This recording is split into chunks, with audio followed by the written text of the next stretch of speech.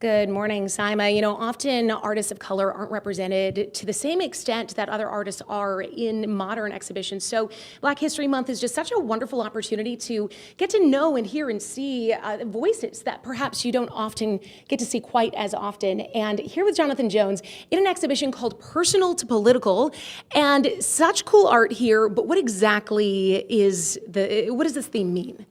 Well, the Post-Fontaine Press decided that they were going to gather 14 contemporary African-American artists to help in a variety of mixed media messages to tell a story that's not often being told, to talk about their personal stories, to talk about their personal beliefs and how that affects how they view the society that we live in today.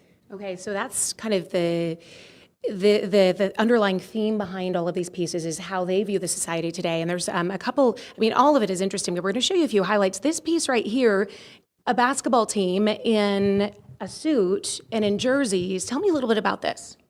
So this artist, David Hoffman, is kind of an expert at trying to relate common themes to things that we are not being aware of. For instance, his figures in these paintings are called traumanauts. They're individuals that exist in a certain place, but they didn't ask to be there, and they're searching for their way to get back to their home. But they're existing in that place, doing the commonality things that we see. But they don't feel like they belong. But they don't feel like they belong, and they're treated as if they don't belong. They're treated as other, even though they're simply trying to be a part. Wow. And this is another one of his pieces, larger, more color, and more of those similar themes. We've got the playground, the barbed wire, the elephant. The elephant in the room. Yeah. And even throughout the pieces, you can still see those people. They're just trying to live. They're trying to live in their lives. But they're wearing those space suits. They're still playing the suits because I don't belong in this environment. I never asked to be in this environment. Really? So we're going to move on through so we can get a little sampling of some of the other artists, because I feel like each of these pieces just have such incredible stories. Now, when I first walked in, I saw this quilt and thought, wow, this is a beautiful quilt. But I didn't really get how it was personal or political, but there is really so much to this quilt.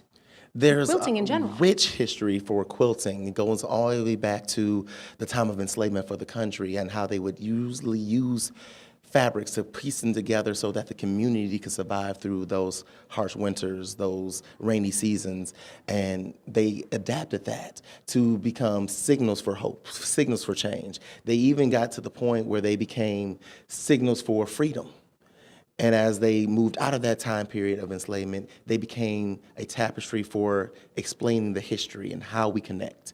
And seeing some of these other art, we saw hair, we see the boat, we see, I mean, just so many feelings and perspectives on the world we live in today expressed in so many different ways.